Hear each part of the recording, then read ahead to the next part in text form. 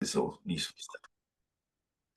And so the chance of that happening now is very slim. And so a block pool is incentivized to be a good actor in the ecosystem by being rewarded for good actions. So we've got these blocks of information that get written into the blockchain one at a time. And within those blocks, typically they are financial transactions, because that's the sort of the power app of blockchains, is that they can store financial transactions perfectly forever, and nobody can dispute them. So they get wrapped up into a block of information, and those blocks get distributed around the blockchain. And then you'll have computers running software that will check the transactions in those blocks, make sure that they all make sense mathematically or rationally, and then they will sign that block and say, yes, I believe this is full and correct. And that block then gets written onto the blockchain and becomes part of that permanent history. And those blocks, before they're written into permanent history, are distributed around the whole blockchain. So in the case of Cardano, those 2,500 operators will receive the block from the person who's been assigned to create the block, to verify the block. They will do all their math checks again on that block, and they'll say, yeah, that looks correct. We won't argue about it going onto blockchain. And so the one person who signed the block then gets paid by the blockchain for providing that service. So in a Cardano stake pool, we are a proof of stake network. So Bitcoin was a proof of stake. Bitcoin, on the other hand, is a proof of work. So that was the first invention that used this sort of, or implementation used this invention. And so to solve to verify those transactions, you basically had to solve a very complex mathematical problem with your computer, and it would spin up its CPU, work as hard as it can for as quickly as it can to solve this math problem, and do that all the time. And then the first one to solve that math problem is the one that gets rewarded for then writing the block. And so you've got all these computers around the world working feverishly all the time, and computers use a lot of power when they're running full stack like that. So that's where the accusations against Bitcoin of being a problem for the environment come in. Now, it's a bit of a fallacy. There's a whole load of reasons to why, but it no doubt does use a lot of energy, a lot of electricity to run the Bitcoin blockchain. And so Ethereum came along, they used proof of work as well. Now they've switched to proof of stake, but in the meantime, proof of stake have been perfected by Cardano and a couple of the blockchains. And proof of stake means that instead of running your computers full stack all the time, you basically become an operator like me on the Cardano blockchain and say, anybody that's an ADA holder in the world, if you think I'm a good operator, you can stake your ADA, which is the native token on Cardano, like Bitcoin is a native token on the Bitcoin blockchain. You can stake that with your chosen operator. And the more people who stake with that single operator, the more chances they'll get to mint a block. So for me to succeed as an operator, I need to be able to become a person who's trusted in the ecosystem for being able to run the computers without problems, not corrupting any of the ways that they run, and also just gain trust as I'll be voting with my stake, with my ADA power, to make the right decisions about how the protocol develops and so on and so forth. And so that's called a proof of stake blockchain. Instead of you relying on lots of compute power to decide who mints a block, you're relying on people power. So in this call, these guys are all delegators to my stake pool. So they've all decided Cardano is a good investment to make. They'll buy ADA, which sits in their wallets. But that wallet has the capability of saying the ADA that I'm holding in my wallet. So I can't, as an individual, we all hold ADA. Nobody can take that away from us. But we can assign the weight of our ADA holdings to a particular stake pool. So you can send your proxy. Yeah, exactly. So send your proxy, and so basically you're mining the Cardano. Effectively, yeah, you're Yeah. lending me the weight of your vote, your Yep. stake, and I then get more of a chance to mint blocks. And when Yep. I mint a block, then or the protocol distributes the rewards for minting that block to all the stakers to the pool. Um, Okay. so we're all now participating in this ecosystem, running a computer that's actually minting blocks and storing the database, and we're all financially profiting off it as we mint blocks. And so the more people that buy in, the bigger the pool gets, the more chances we Yep. get to mint blocks. And yeah, but the actual underlying distribution mechanism, rate of inflation of the blockchain stays pretty much the same. So no matter which pool you're staking to, your rewards will be roughly the same. Um, Yep. it'll just even out over time. Yep. So yeah, Okay. that's where we're at, which is nice to go over again. I do have to uh, repeat myself a few times, but I don't know if I get better at it each time or not. You'll have to learn. See what everyone thinks. Well, like this world of the crypto is it's very difficult to explain to I think anyone. To be frankly honest, you're trying to explain intangible to a world who is used to tangible. Yeah, So yeah, it's difficult for anyone to understand fully. It you need to have a level of your own research, but it's helpful to have someone who knows how to point you to the right thing to get you started, and then you can piece the bits together. It's one of the yeah, reasons why I'm with the academy because I can do as much research as I like, but I need someone to talk to understand it, and then backwards and forwards. yeah. That's Thank that. you. It's that power of group learning. It really speeds up your education. It's very good. And yeah, you never really know a subject until you try and teach it. That's for sure. And so yeah, it's good practice for me to keep going back and answer these questions. So Mhm. uh, any other questions? Any follow-ons from that?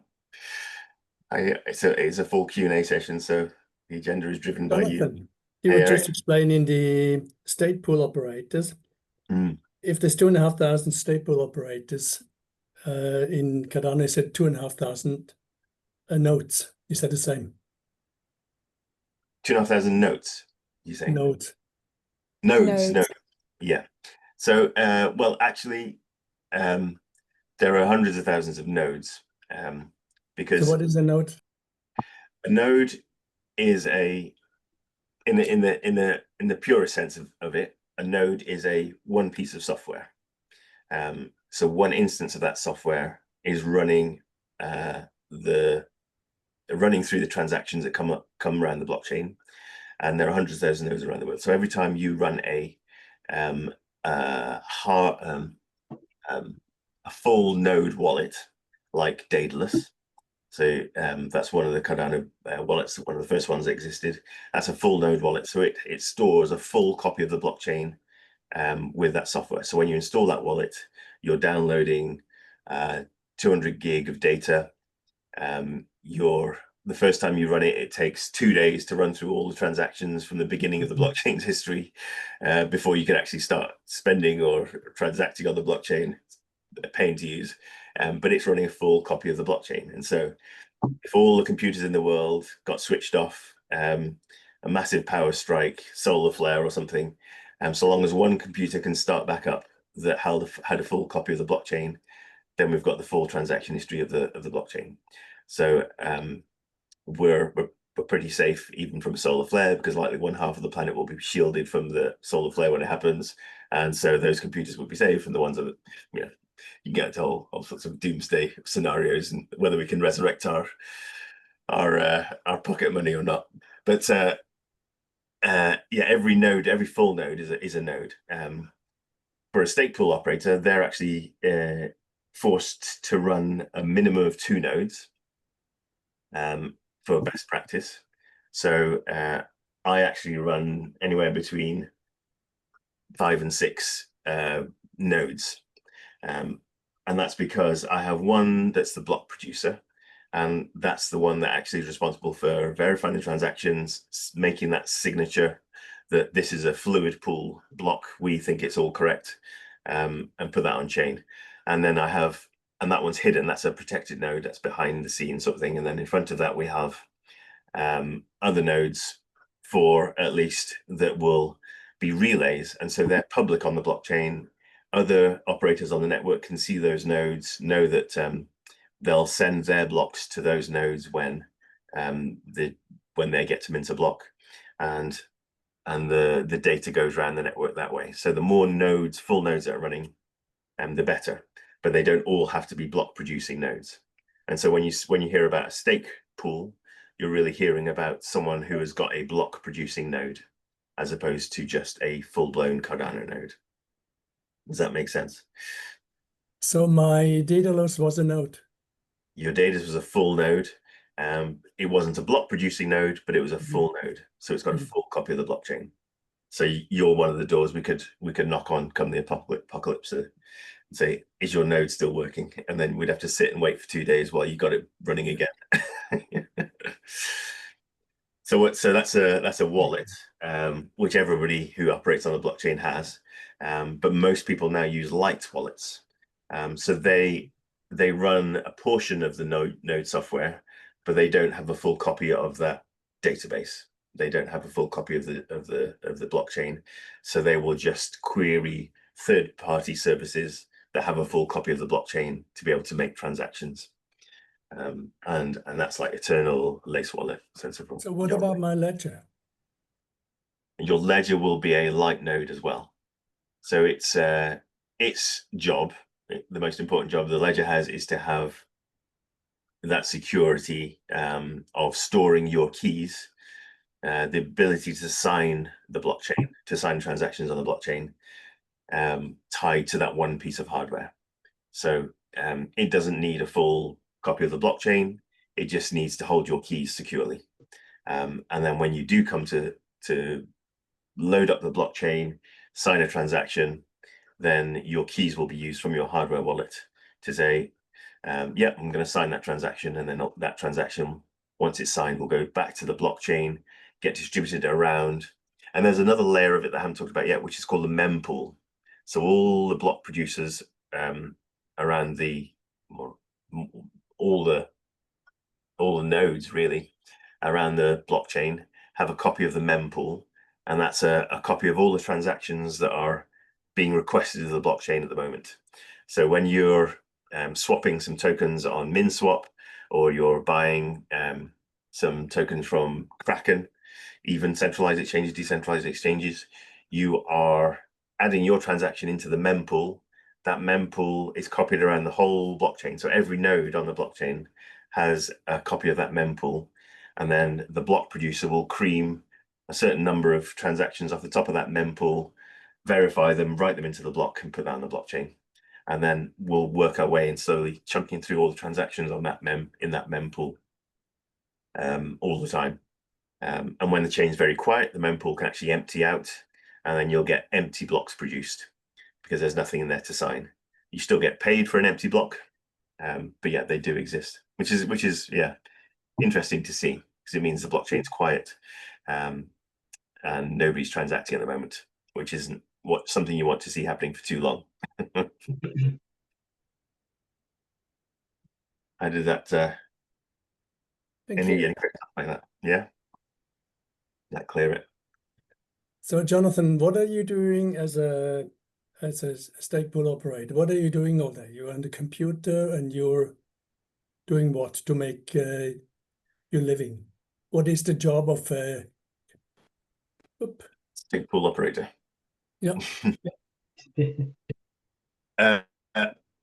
So there's not enough money in it as a small stake pool operator to pay for everything, and in fact there's a large group of, or a large discussion going on around the ecosystem at the moment as to how do we make sure that operators are incentivized properly, so that they keep running the machines, they keep minting transactions, they keep the blockchain alive. And I'm sharing the screen now in case anyone hasn't spotted it. So there is a group called the SBO Incentives Group, They have a website, incentives.solutions, and these guys are working on solutions to all technical stuff that goes on in the blockchain in terms of parameters and protocol and how to make it work best for everybody, and making sure that everyone is rewarded. At the start of that description about Bitcoin blockchain, I was talking about game theory, and how to prevent actors from becoming bad actors. If you've got a load of people who see a load of money potentially being made, and they're not making any, and they're not being rewarded for the services they're doing, then you'll end up with bad actors who look for ways of grabbing money out of the system without it. So the incentives are really important. If you get those right, you'll end up with more good actors than you will bad actors. If you get them wrong, you could end up with bad actors outnumbering the good. And so that's when exploits start to happen, manipulation, and so on and so forth. So these guys are doing a really important job of working through the parameters, what we can tweak to incentivize operators better, and so on and so forth. And so that's part of the jobs of stake pool operators, is to look at all these things, analyze them, vote on them, so on and so forth. Another way to ensure you're incentivized properly is to run third-party services for projects that need infrastructure. So the best source of a copy of the blockchain are the operators of the blockchain. So if you are running a project, you want to run an exchange, you're looking for people to, looking for operators, good operators who have direct access to the blockchain, and you want to have fast swaps going on in your DEX, because you know that every second counts when it comes to trades. Then you may create a business relationship with multiple pools to ensure that you have access through them to the blockchain as quickly as possible. And so that's a good way of growing the strength of your infrastructure. And there's a growing number of projects who are creating those collaborations between stake pool operators and their products, their projects. I can show you the ones that I'm involved as an operator. So this is what sort of helps me, or is my plan to stay viable as an operator, because the Cardano raw incentives are pretty shallow for a small operator. I need to get to 15 million ADA state to really have all my expenses and my retirement covered by Cardano. So at 500,000, I'm not quite there yet. But in the meantime, we've got opportunities in these other projects. So this is a dashboard that I use to track all the projects I'm involved in, all the infrastructure I'm running. So I've got my main net, everything works in vertical columns. I've got my main net node, which is the stake pool. And within that, I'm earning from the Cardano blockchain natively. And then I'm running a test net pool. Preview pool is a copy of the Cardano blockchain that all the projects will use to test transactions on. So if you want a whole load of, if you want to become an ADA millionaire, albeit a test ADA millionaire, you can go into preview, go to a Faucet website and request ADA being sent to you for free. It's only test ADA, so the only place you can spend it is on the test net. But it does make you feel good when you see a wallet that's got hundreds of thousands of ADA in, as opposed to just your main net measly few hundred. So preview is an important resource to run, because all the projects need that to be able to test out their software, see if it's got it works with the features that they're building. And so I run that as a sort of a bonus service for projects to help attract those into my pool.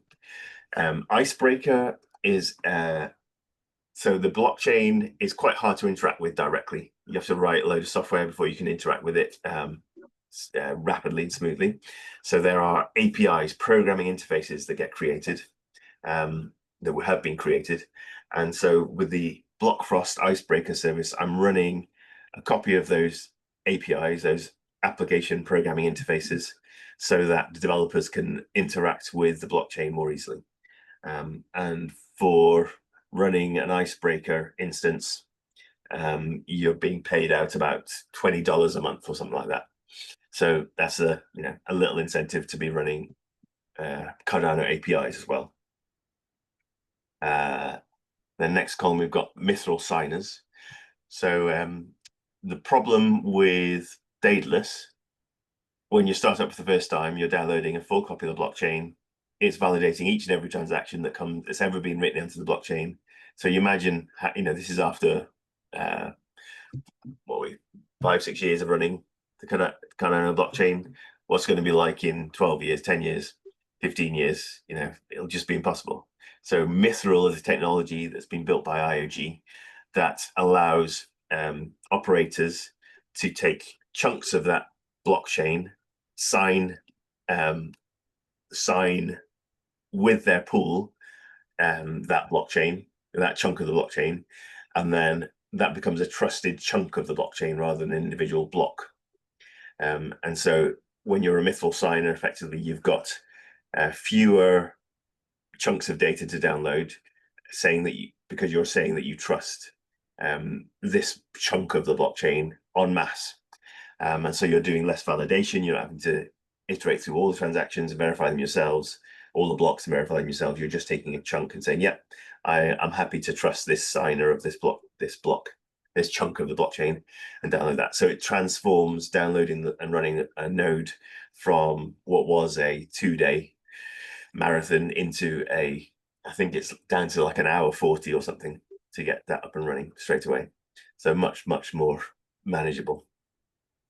And anybody then starts a node, starts a stake pool, can just use those Mithril signed chunks to bootstrap their node very quickly, which is a great service. So I'm a signer of those chunks of the blockchain, and projects that will then come and grab those signed chunks from the blockchain itself. Next up, I'm running a midnight node. So that is this new blockchain that's being released by the IOG, born out of the IOG team.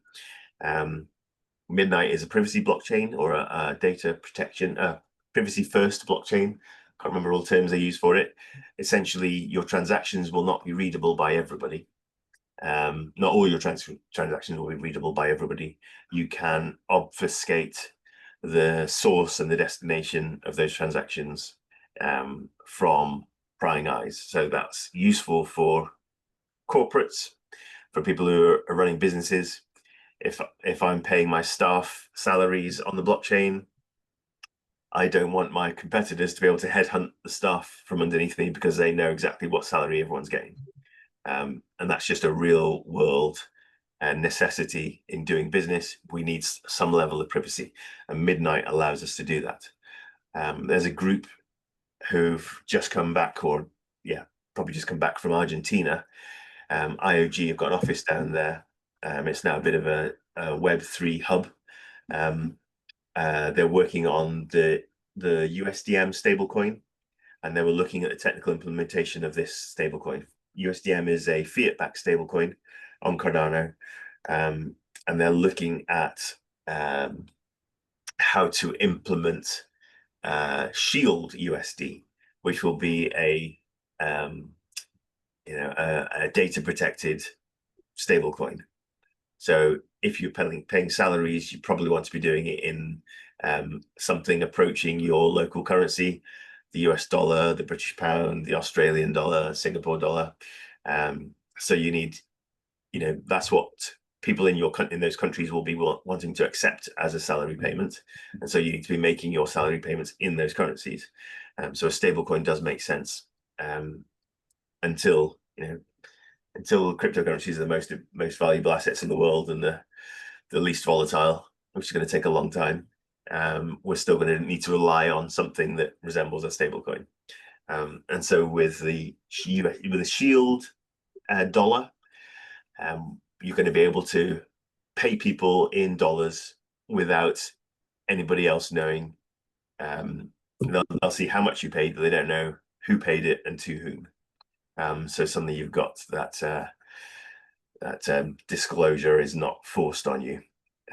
It's selective disclosure. So you might need your HR department to know how much salary everyone's getting, but you don't need your payroll master to know who's getting those payouts. your CEO may need to know exactly how much everyone in the company is getting so he can make decisions on hiring and strategy. The FBI, if they come in and investigate your company, you may need to disclose to them who's got what, where the money's flowed exactly, to stay compliant in that jurisdiction. And so all these things are selective layers of disclosure. I don't need Bob and Kate, who work for me, to know each other's salaries. I don't need the payroll master to know how much, or who's receiving these. I just need him to make the payouts. The HR perhaps needs to know how much everyone's earning. You know, these are all different layers, different requirements of data, and this is where the granularity of a blockchain starts to come in. You can actually design a system that is robust from the ground up. You don't have to put these rules into each and every business. You just have those rules baked into the blockchain, into the currency itself, and they'll all be looked after. Would that be something for medical data? Exactly, yeah. Perfect place to store private data, personal information, medical data, medical history, could all go onto the privacy blockchain. And again, you've got that selective disclosure. You may want your GP to know your full medical history. You don't need the lady who's taking blood sample from you to know your full medical history. She just needs to know the bits of your history that relate to needles or you know, blood health. Same with your dentist and all the rest of it. So yeah, exactly. You can disclose exactly what you need to the people who need it, rather than everybody, you know, rather than Border Patrol knowing where you lived when you were 12. not necessary information. So yeah, really important. And so the Midnight blockchain is the one that's doing this Glacier drop. 37 million crypto wallets around the world will receive the full distribution of the Midnight token, so that all the Night tokens are being distributed. None of them are being reserved. So anybody that holds these other cryptocurrencies that we talked about will be able to receive the Night token. So it's the largest airdrop ever, and could have significant monetary value for, you know, a lot of people. Well, where does the money come from that has been airdropped? So effectively it's like Bitcoin has got 45 billion Bitcoin. Oh, sorry, 21. Yeah, Cardano is 45 billion. Bitcoin's 21. There'll only ever be 21 billion Bitcoin created, and it's being released slowly over time based on the Bitcoin halving and production rate and so on and so forth. Midnight's taken a different approach. They've said there's going to be, can't remember how many it is. Let's say it's 45 billion. There's going to be 45 billion Night tokens.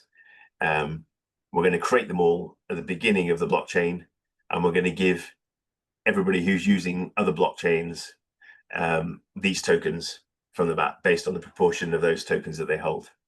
And so they do this mass distribution, and suddenly the full value of the Midnight blockchain, all the utility it's creating, all the future price action is distributed right at the beginning. So it's like being in that founding Bitcoin team and receiving, you know, the first allocation of Bitcoin, which could have been like 100,000 Bitcoin in your wallet as a quick try to see, you know, what you can do with it. So the whole amount of Midnight tokens will be distributed right from the beginning, and there will not be more later on. Exactly. Yeah. Okay. Pretty huge. So that distribution is has got another token attached. Well, not attached to it, but other people who want to use the Midnight blockchain in the future, and it's an interoperating blockchain. It can work with the other blockchains as mentioned, Bitcoin and XRP and Avalanche. Is designed to work with those and be the sort of privacy layer, selective disclosure blockchain for those, or tool set for those blockchains as well. And so projects on those will need some Night tokens when they want to start building their products or using the blockchain. And so they're going to have to get hold of Night tokens, which means that there'll be a high demand for the Night token as it starts to be adopted. And so when you are looking to, and sorry, I haven't mentioned the second token yet. So you've got the night token, which is being fully distributed. Then you've got the dust token, and the dust token is the one that you need to pay transactions on the blockchain. So just like on Bitcoin, you need to have some Bitcoin in your wallet to be able to buy things with Bitcoin. Ethereum, you need some ETH in your wallet to be able to buy other tokens. Cardano, you need ADA in your wallet. Not so much now because we've got Babel fees, but yeah, effectively you need that native token of the blockchain to be able to transact. So on the Midnight chain, that native token that you use to pay the fees isn't actually Night token. It's this Dust token. So they've got this 2-token model. Now, Dust is a different type of token. It is ephemeral. So if you get some dust in your wallet, it will degrade over time, eventually disappear into nothing. so you won't be able to store Dust token long term. This is different to the Night token, which once it's in your wallet, it stays there forever. It's yours. And the way that Dust is created is by every Night token holder holding it in their wallet will get Dust given to them. And so if you've got a Night token in your wallet, over time you will accumulate Dust. It will be degrading all the time as well, but because you've got Night in there, it'll be accumulating because you've got more. You've got a decent chunk of Night. If you were to sell your Night tokens, then you won't get any more Dust created. And so the next time you want to operate on the Midnight blockchain, you need to buy some Night token, or you need to buy some Dust token directly. So it's created demand for the Dust token, even though it's ephemeral, disappears. And it's also created demand for the Night token. So a project may decide, I'm Kraken, I'm a centralized exchange. I want to start supporting the Midnight blockchain. I didn't cash in on my Night token distribution. So I don't have any Night tokens. I need to do selective disclosure on my clients' accounts. So I need to get hold of a load of Dust to be able to transact on behalf of my clients. And so what Kraken might then have to do is go to the open market, either buy a load of Dust, like we need 40,000 Dust tokens to carry out our salary payroll for all the Kraken customers. Who's willing to sell me some of their Dust? They'll buy that, and then they'll use it to issue those transactions. And so that may all happen within a few minutes. But the person who had the Dust has just sold something that they're actually producing more of because they're holding Night tokens. So you've got this very interesting dynamic where it becomes the Night token becomes an asset in and of itself that accrues more value over time. You can give this Dust token away or sell it for more value being stored up in your wallet. So you can be it's almost like being a node operator just by holding Night tokens, because you get this valuable asset that you're creating. And anybody that wants to operate on the Midnight blockchain needs those Dust tokens. So it's got this 2-token supply and demand that's brand new, never been seen before. So really innovative, really exciting. And so as an operator on the Midnight blockchain, we're waiting to hear how much we'll be able to participate in the Night ecosystem or the Dust ecosystem in fullness. But in the meantime, I'm running a preview version, a testnet version of their blockchain, and minting blocks on the Midnight blockchain as it's not launched yet. So it will have the token distribution event for Night token, I reckon, in the next month. It's going to be announced at Rare Revo, which is happening now.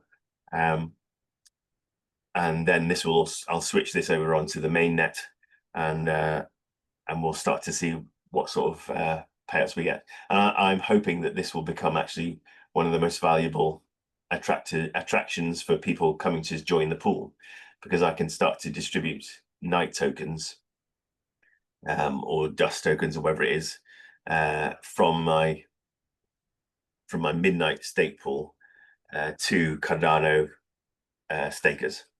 So I'm hoping that there'll be additional tokens that you guys can start to collect as stakers to Fluid Pool, which will be, you know, a really strong incentive. So yeah, putting that time and effort into midnight upfront is worth it for me. That means you'll pay me because I staked some of the Cardanos on Fluid Pool. You will pay me in night tokens or in dust tokens. You continue to get your ADA, and then you may receive some night on dust as well. Yeah. So that's very interesting. that. Thanks very much. Yeah, midnight's fascinating. It's going to be exciting few weeks, I think, a few months. Then just to finish off this dashboard, I've also got Orcfax, which is the Oracle service. So a few of the delegators, Dinesh included, bought in with me to buy this Orcfax validator license. And we are now validating price record keeping. So we're taking the price action for multiple different cryptocurrencies from different sources, decentralized exchanges, centralized exchanges, and we're writing those price points onto the Cardano blockchain, so that anybody then who is running an exchange and wants to know what the market price of those tokens are, they can go to the Cardano blockchain itself and read it from the blockchain. Anybody who takes out a loan with some collateral, if the price action changes drastically, they might get their loan liquidated. And so their collateral could be taken away from them because those loans were liquidated. If the price information was proved to not actually be accurate, and you know, it might have just been an anomaly in that price, you know, action for that particular currency that it involved their collateral, that could result in them being liquidated unfairly. And so if they want to then investigate that, they need to go back and see what the price of the asset was when the loan liquidation was triggered, and kick up a stink about it. At the moment, you're having to track those that price movement based on trusting the operator of the person who's decided what price it was. So, for example, Kraken and Binance, they will guess what the market price for ADA is compared to the US dollar and supply to that price. If they, you know, one of the sources of truth they're using to get the price of the data in actually has an anomaly, you know, a computer goes down and it reads a price of 0 for 1 second, then that might be included in the maths that decide the market rate for that product, for that ADA, and suddenly they say ADA's only worth, you know, 90% of what it was a second before that, because of that one price point is wrong. And that could liquidate somebody's loan, which is a massive deal. So we need to have a really strong, solid source of truth on the price, the market price of these assets. And we want a historical record, data provenance going back forever. And so this Orcfax Oracle is starting to do that. You can, in fact, we can see here, we're capturing the price information across 8 different exchanges for the price of ADA against USDM. USDM is the stable coin on Cardano. And the exchanges we're gathering from are 7 sources, getting the price from MinSwap, Spectrum, SundaySwap, Wingriders. And I think there are 7 sources here because the centralized exchanges aren't listing USDM yet. And we're writing the price points at this point in time. So on the 25th of July, 2025 at 9:45 and 23 seconds in the UTC time zone, this was the price according to MinSwap version 2, Spectrum. And so we've got a really accurate price record stored permanently on the blockchain of price movements. And so it makes it very easy to then go back and investigate price actions. Was this a legitimate liquidation of my loan? Was it not? So really valuable, really important resource and I thought worth investing in. So that's the monitoring idea of my nodes that are running the Orcfax validations. And we've just had the results in of phase 1 of the incentivized testnet that we're involved in. So if you are involved in that opportunity, then do check the Discord channels. You'll find that if you go to tosidrop.io, connect the wallet that holds your Orcfax token, again, you'll be able to claim some PAT tokens, which will be the final distribution for phase 1. Phase 2 start date hasn't been announced yet, but there'll be some more technical requirements for phase 2. So I'll probably need to do a bit more work in terms of the architecture we've got. So this will be your claim platform, tosidrop.me, sorry. Make sure you connect the wallet that has your token in, so it will look like this.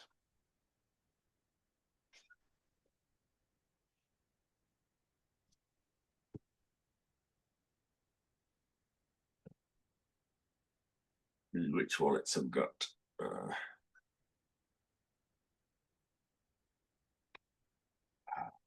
Okay, well,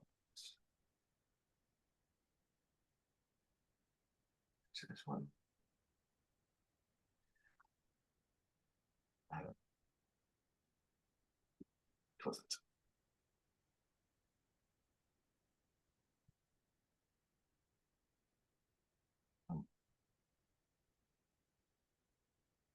No, might be hiding to nowhere here. Digging through wallets, trying to find it. I keep changing. How? No. Anyway, if you're there's only 8 of you, you'll know who you are. Make sure you connect that wallet to Tosi to your using your DApp connector. Go to here, click connect wallet, choose your wallet, and then you'll see your final to claim amount on there. I haven't got this set up. Yeah, no, I don't. Good. And you'll see exactly how much you should be able to claim, and that will top you up from all if you missed out on previous ones. So I think Jane, you might have, and yeah, your balance will have been corrected. So even if you missed out on some earlier collections, you'll get your full amount this final time, which is good. I managed to do the maths and get it all sorted. Yeah, and you've got a Discord channel to be able to verify all that. So yeah, that's good to get over with and look forward to the next phase. So that was the Orcfax validator. Then we're running as well this is the latest edition, so got a bit of hands-on work with Dinesh to do for this one. Cornucopias is the largest, most polished blockchain game on the Cardano ecosystem, looking fantastic. I'm going to open, yeah, I'm going to open here. They just released a new latest version, which is the alpha version they're called, and they've got the ability to do first-person shooting. You can buy your skins. They're just about to do a land sale, so you can actually claim online claim and sale. So you can actually claim your portion of land from the earlier NFT sales, and they're going to do an apartments or building sale, so you can actually start to buy some buildings to put onto your metaverse, and then those will be viewable and visitable within the game. So you can go and have parties in your posh apartment on the lake or by the gaming zone in your metaverse. And the backdrop to this is that at some point a year ago, was it, Dinesh, something like that, maybe a bit longer, they started selling. I can't hear you at the moment, Dinesh. I don't know if you want. A little longer. Oh, there we go. Yeah, a little longer. Yeah. So they were selling file nodes, and this was an NFT that represented your right to serve files for the game and be rewarded for it. when they release that feature in the future. So here we are, I don't know, 12, 14 months later. They're now launching today, in fact, their file distribution system. It's been up and running for a while. They had exclusive rewards issued based on the model that they'd produced. Now, if you have 8 of those file node NFTs, you can become a pool operator. Again, a bit like a stake pool. And if you're a pool operator, then you are responsible for distributing the files to people who are downloading the game for the first time. And there's like 50 gig of game files at the moment, probably extending to 200 in the next, as we hit mainnet and full game distribution. And so anybody that downloads that game onto their machine, no matter where they are in the world, they're going to have this distributed network of file suppliers to go and get the game files from. It's not going to be on Google or Steam Game Store or any of these big file distribution accesses like Amazon. It's all done by individual operators who invested in the game early, now get the right to earn the rewards for distributing those files on behalf of the game. And can I even get in from here? I might not be able to. Let me just jump to this other one.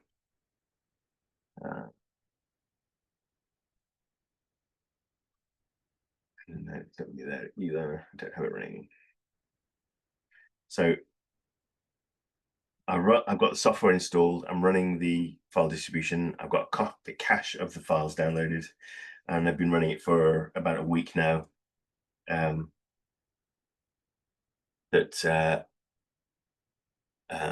is good. Technical proofs are working.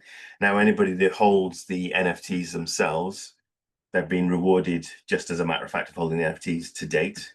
But if you want to continue to collect your rewards or to earn your rewards, you need to stake to an individual pool.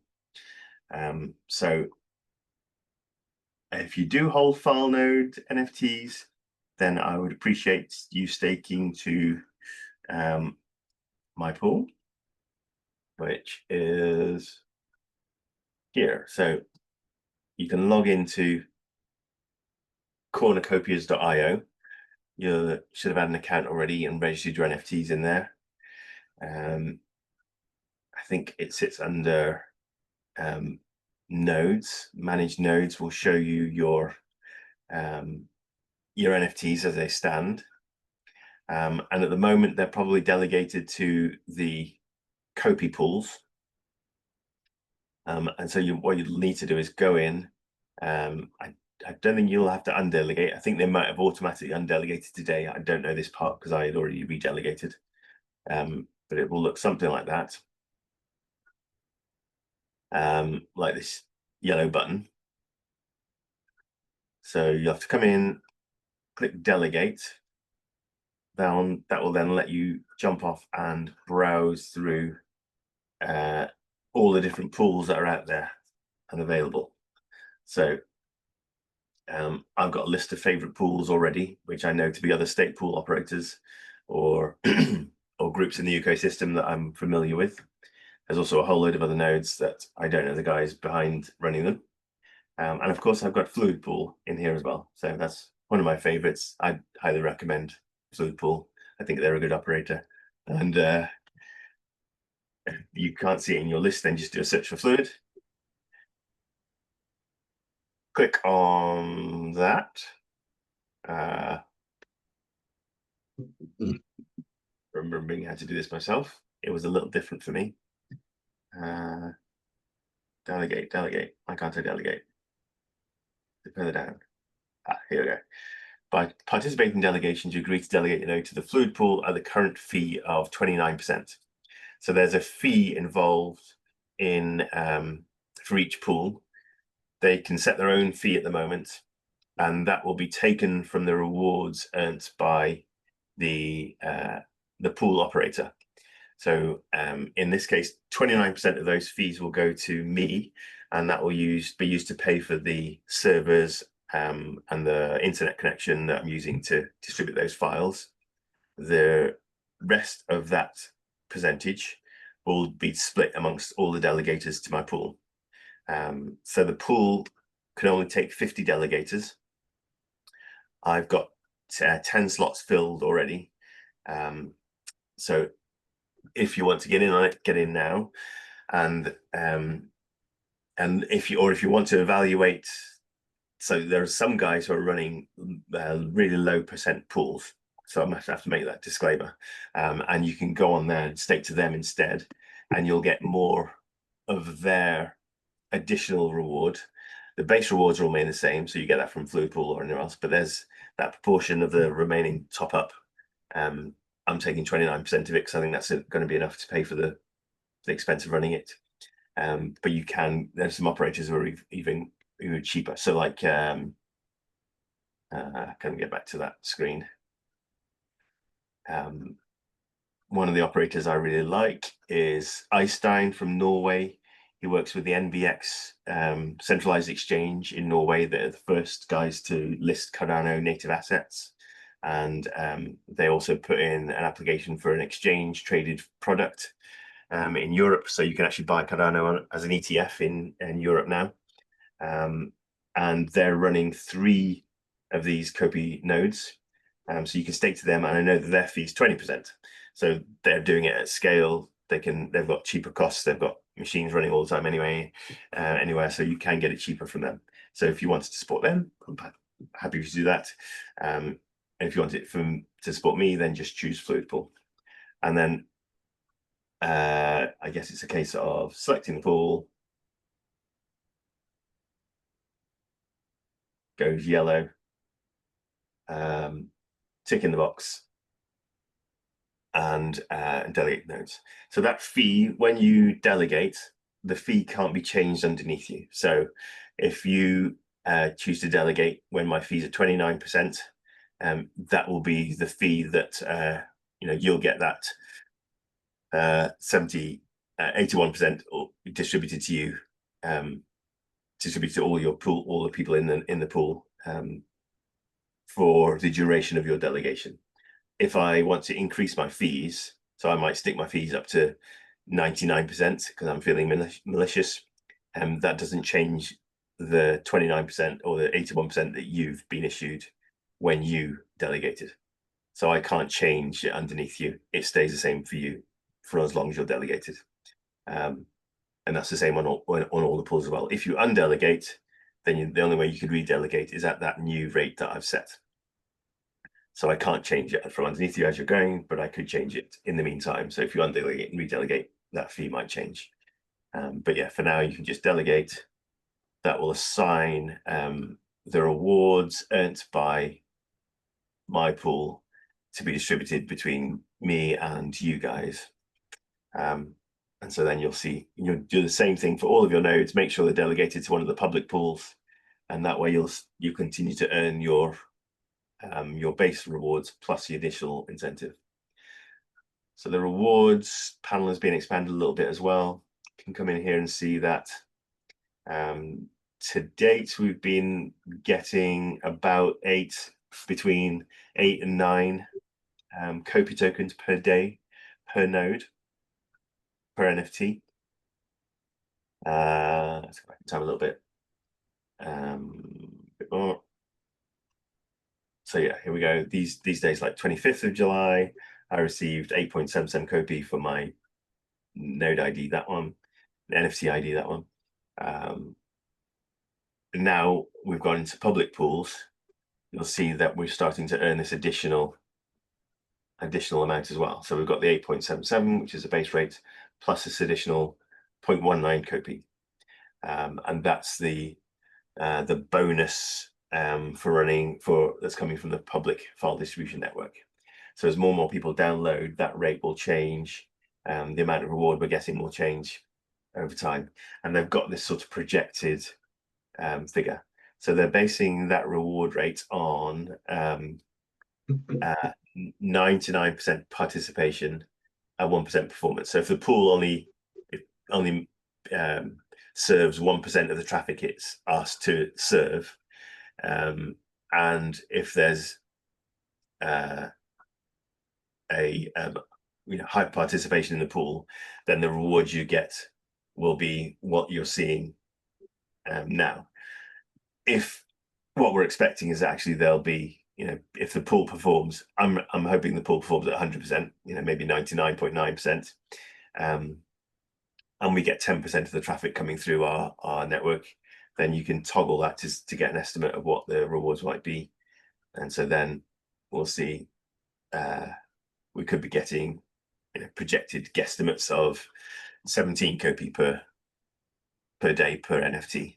So then that sort of boosted our rate of production by 2.5, which would be very nice to see. So we'll see it as the game starts to gain adoption, more people are downloading these files, and the performance of your NFTs will change with that. So it's a dynamic reward structure coming in for that NFT. But yeah, good to see, exciting to see a bit of action. Some, they're delivering on everything they promised they would deliver on. They're actually doing, which is very cool. And I have something to cover on that. Let me get that. I think this one, yeah. So there's a document here which will give you full details on delegation, just to verify everything I've told you is the truth. You can go to the original docs as well. Read through that. I'll drop these links into the Discord as usual. There's also, for full transparency, there was a document that was distributed to pool operators that detailed their reward structure and so on and so forth. Because some of the operators felt that they'd been shortchanged with some of the changes that's happened over time with the protocol payout schemes. But actually, this document clarified everything. The distributions are going to be pegged to the dollar, which everyone was like, well, I was banking on the value of Kopi tokens going up astronomically with the bull market. And the idea that they're doing this is so that they have a sustainable file distribution service throughout the bear market as well as the bull market. Because obviously, if all my costs are valued in Kopi tokens in the bull market, I'll be fine. I'll have a massive surplus.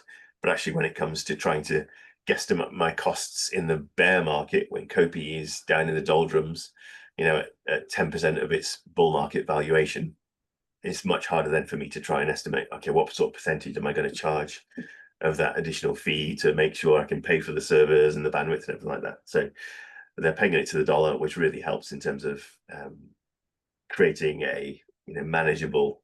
It's a business decision then as to what price it can offer and so on and so forth. So that's useful, and it's still got a lot of upside potential in terms of the growth of Kopi and the growth of the game. So it's all good. But I'll drop the links to that in there as well, so you can have a read through, and it also details a bit more on that payouts and the rewards portioning. Yeah, all the pool operators seem to be fairly happy after this document came out, which clarified a lot of things. Good, and I think that was the last thing on cornucopias. Thank you very much, Jonathan. I'm sorry, I have to run now, but it was really, really great and very, very interesting. Thanks a lot. Thank you. No problem. Anytime. See you again. Cheers, Eric. Yeah. And well done on your latest investing. You're making good choices. Can I ask a quick question? Yeah, please do. Hope you're keeping well and everyone else. Obviously, we haven't been around for the last 3 to 4 months, and I know that, I understand that the delegation process has changed. So obviously, I'm assuming, not delegating with you.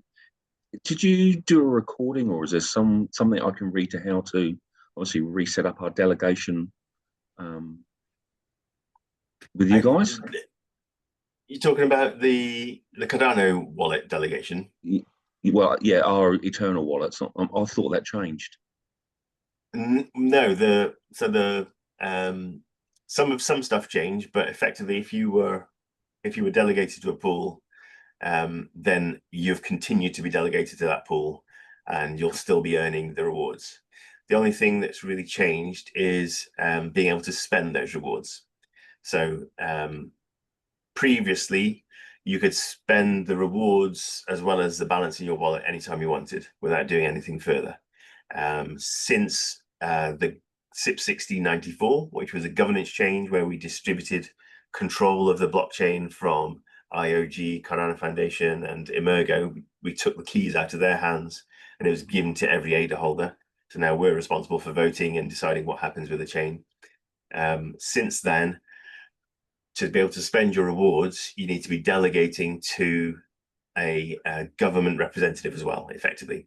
So a DREP, a delegated representative, or to become a delegated representative yourself.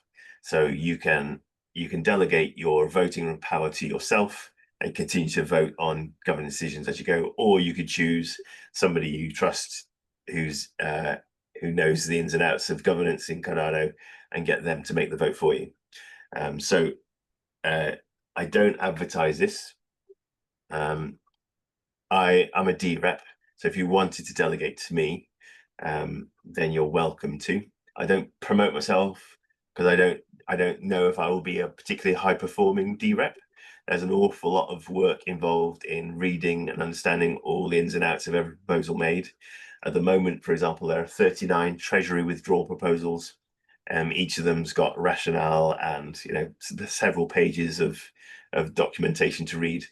And yeah, it's unsustainable for me to be able to, it's a full-time job sitting and reading all those proposals, making a rational decision on it. So I don't know if I'm going to be the best performing DREP, so I don't push myself as a DREP. However, I know that I'm going to be better at it than some of my delegators. And if they don't know who to choose in the ecosystem and want to, and one thing me and Dinesh do is sit and talk about these proposals, and help rationalize and make decisions ourselves as well. So you can, I think Dinesh is a DREP as well, so we can help each other in chunking through some of this stuff and making decisions. So yeah, if you want to claim your rewards, then in your wallet, in your Eternal wallet. So let me get a working one up.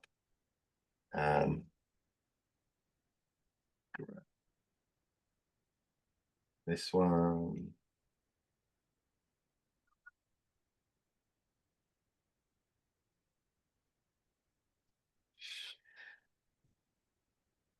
With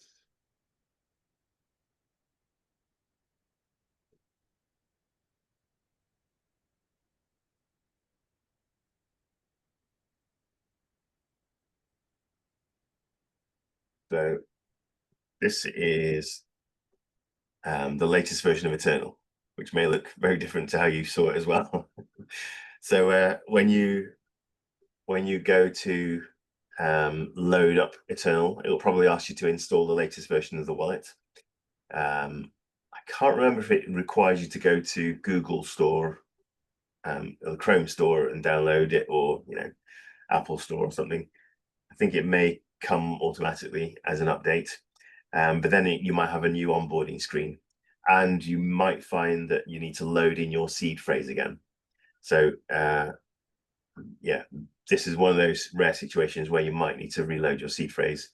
When you do, make sure you've looked at the address bar, and make sure that in your address bar it's got Chrome extension or something like that, rather than the web domain itself. So you don't want to be on eternal.io when you're putting in your seed phrase. You want to be on your Chrome extension, which means that the wallet software has been downloaded onto your computer.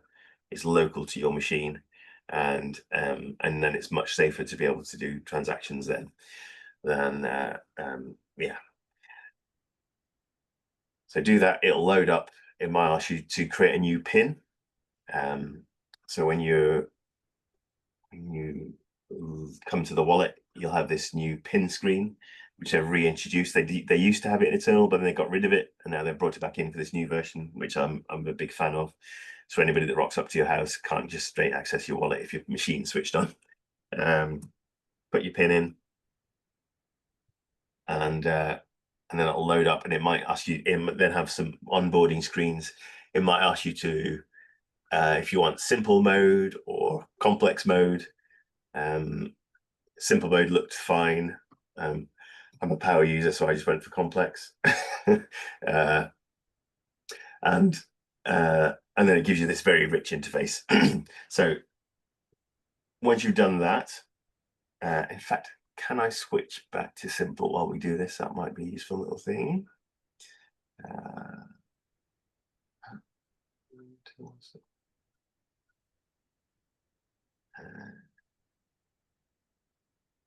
Settings.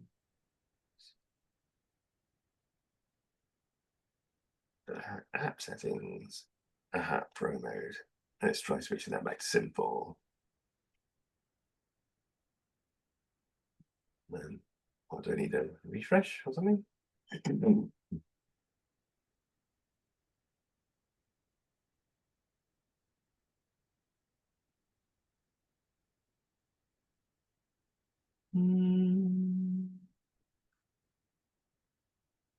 Well, that looks pretty much the same.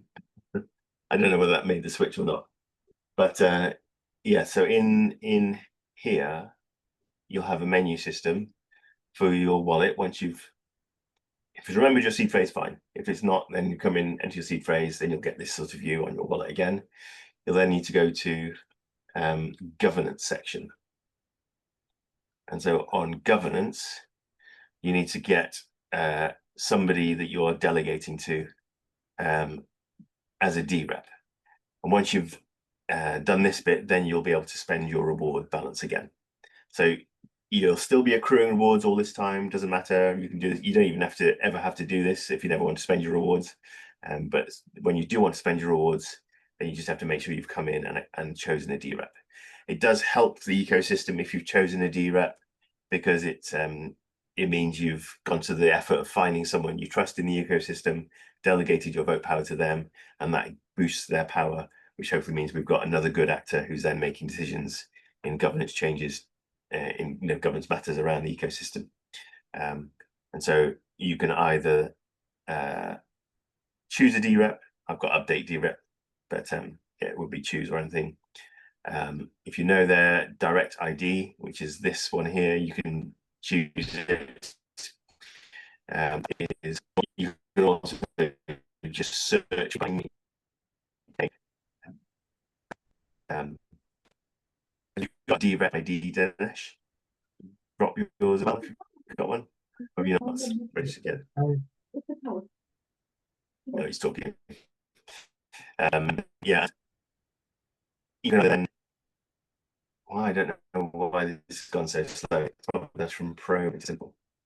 Which doesn't make a lot of sense.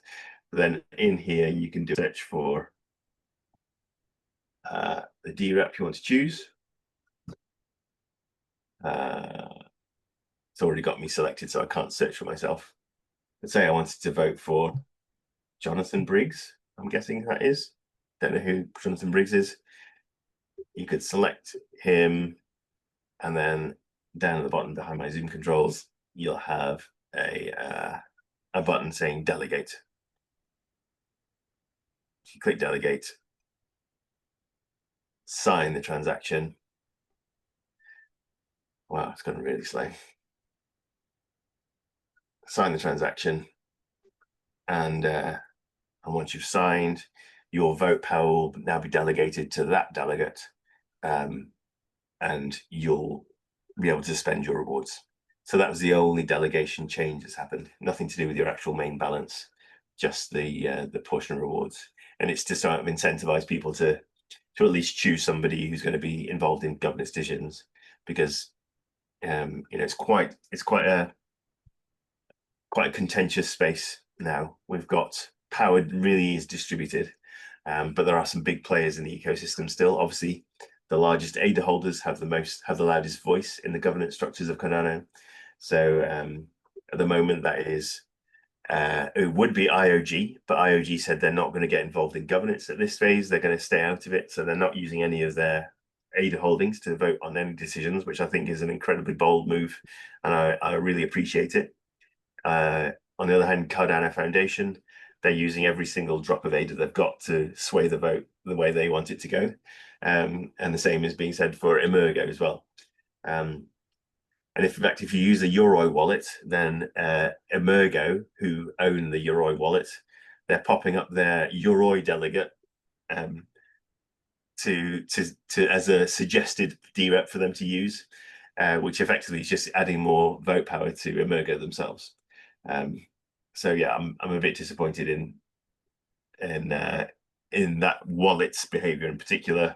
And I prefer IOG's approach than I do Cardano Foundation and Emergo's in terms of putting their foot on the scales, as it were. But yeah, that's one of the sort of contentious issues in the governance space at the moment. It is actually important to have those guys there willing to step in if there is something that goes drastically wrong. So if there's, if Binance went rogue, they hold a lot of ADA because everybody that buys ADA on Binance sticks it into a staking on Binance, and Binance can then use that vote power to do whatever they want with. If they decided that they wanted to coerce the vote in Cardano to improve the rewards for operators to 50% instead of 2.5% or something, whatever it is at the moment, then to favor them, then they could have a good chance, a good run at that, because they hold so much ADA. So we need some counterbalance ADA like Cardano Foundation, Emergo, and everybody else to sway the vote the other way. But yeah, the more people involved in governance, the more fairer the decisions we made. So yeah, this is a young system, but it's very exciting. Does that cover you, Paul? No, that's great. Thanks, Jonathan. No worries. If you have any troubles, then just drop us in the Discord. Quick one, Jonathan, while you're on the Eternal wallet. I can't find the dApp connector. Oh, I just found it. Yeah, it's a little awkward now. I have the same issue. So once you've chosen your wallet, it's got this little green circle on the but the only way I seem to be able to get to that button is when you're clicking to choose a wallet up top. You have this list of all the wallets, and it's quite complex for me. And then you find the wallet you want. So if I want to go into my giving wallet, I would choose that, filter it down to here. Oh, and now it's dropped off. But if I wanted to use that as my dApp connector wallet, I have to click on the little circle on the wallet selector. And it switches to that wallet. Yeah, I can see that now. Is that little pin? Yeah, that's that pin. Yeah. That pin. You got it on yours, okay, yeah. So the user interface came about, I don't know, is it 6 months? Maybe less, 4 months now, something like that. And they've been improving it all the time, so it is getting better. They're fixing some of the little issues I've had with it, but there's still a few things I think they can improve on. But overall, a really, really nice fresh look, and lots of great exposure on the blockchain data as ever. And yeah, I like it. It's good system. Thank you. Cool. So we're probably at time now. I'm quite over. So there was just one more column on here, the file nodes, and then I've got my hosting. So yeah, I still run my traditional hosting. If you have a website you want to put online and you want to use me as a supplier, then I'm happy to do that too, and I monitor it through here. Good. There were a couple other links I did want to drop for the Midnight blockchain. So Midnight now has a discussion forum if you are interested in reading the ins and outs of developers, stake pool operators, kind of the nerdy talk about the Midnight blockchain. They've got this forum that you can come in and look at the discussions. So really good exposure, public discussions on how things are being built. That's a good place to find it. And also, this is the news, I did mention it earlier, about the selective disclosure stablecoin that's being worked on by the USDM crew in collaboration with IOG, it looks like, and some other guys. So Shield USD is the new privacy-based version of USDM, and this is a brand new account. joined end of last month, joined Twitter end of last month. And yeah, that'll be a place where bits of news comes out. So excited for that. You can be one of the first few hundred followers if you get onto it now. And there's an announcement from their Chief Technical Officer, Andrew Westberg, who also runs the Blue Cheese Steakhouse pools. So I know, Jane, you were staked with him for a while. Good guy, OG stake pool operator in the space, and build a whole load of tech out there. Also, one of the brains behind the Drip Drops platform and so forth. He's now working for USDM stablecoin, and they got together in Argentina to run a brainstorming session on stablecoins and how they operate and how they work. So yeah, really good. Good to see these really. I met a lot of these guys now, really intelligent people. This guy in particular, Pi from Sunday Swap. He's one of the brightest minds in the space and really good ideas, really good communicator. And so great to see him working on stablecoin ideas as well. That's Andrew Westberg. But yeah, exciting times. And this is the actual Moneta guys who are the company behind it. So this is oh dear, I forgot the name. Shocking. Anyway, she is the wife now, chief brain behind the company. Her husband, Matt Plowman, which we named a hard fork after, Cardano hard fork over. He sadly died at a far too young age. They got a young family and everything, but now she's taken up the reins and is doing a really great job running things, carrying on without him. And this is Blockjock, really good speaker. He runs a lot of Twitter spaces for the Cardano ecosystem. This is Lucas. He's a great guy, works for Token Allies and does work with Cardano Foundation. Don't know this guy, and that's JJ Seiler, Charles Hoskinson's number 2. So yeah, good people in the room. Very excited to see what comes out of that load of brains. But that covered my topics for today, so I will let you get off. Must be getting late. Can I just ask to just to be sure, at the moment you cannot get a Midnight wallet? Midnight wallet will be the Lace wallet. So yeah, all the features will be supported through Lace for sure. Whether they'll end up having their own branded one, I don't know. I haven't heard mention of that yet. So yeah, I suspect it'll be the Lace wallet primarily. So yeah, it might be worth getting that and familiarizing yourself with it as well. It's a nice wallet. It's good, but by the IOG guys.